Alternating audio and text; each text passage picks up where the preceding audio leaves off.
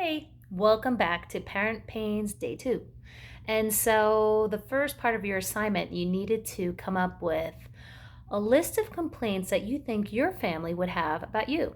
So, please be honest and fill that out. I kind of like to see that. It just seems like we put up a lot from our parents because I know you did that yesterday. And now they're probably putting up with you too.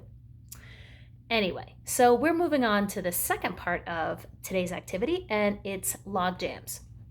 So, when we have conflict at home with our parents, it's pretty easy to spot the things that they are doing wrong. It's not always easy to spot our own faults. So, I'm going to read a passage from Matthew 7 1 through 5, and I want you to listen carefully. Do not judge, or you too will be judged. For in the same way you judge others, you will be judged, and with the measure you use, it will be measured to you.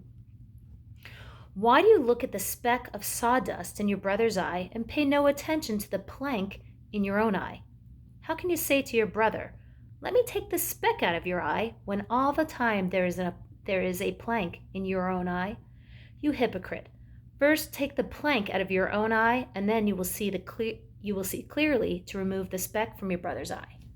So what is a plank? A plank is a very large piece of wood, in case you didn't understand that part. I mean, it's really large, as opposed to something like a speck. So, what do you think? I don't know, I want you to contemplate that verse.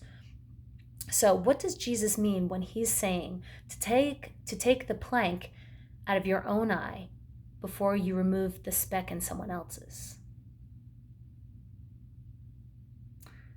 It's probably something to do about before you start confronting others about their faults, you should really work on your own. So, why is it so much easier to recognize other people's faults than it is to recognize our own? That's a loaded question. It's way easier to point something else out because you're always looking at them and you're not really doing a lot of self evaluation, seeing what you might be contributing or causing to the situation. So, how does it make you feel when other people see only your faults and fail to recognize your good points? And I know that happens. That happens to everybody. When people are criticizing you or pointing out the one bad thing you did, but meanwhile you did three other really great things. And I'm sure it doesn't make you feel very well. Well, when we have problems with our parents, it's like we create a log jam in our families. Very little positive communication or healthy interaction can get through the log jam. Unfortunately, blaming our parents for the problems doesn't get rid of the log jam. We have to focus on our own faults as well. So, do you remember the activity that I just had you do and you had to list your faults? I want you to examine those first. Or if you haven't done it, go ahead and fill that out. And then after that, I want you to open up the Google slide and it says log jams. And I want you to think, how might the things that you identified about yourself contribute to log jams in your family? And I want you to fill out that form.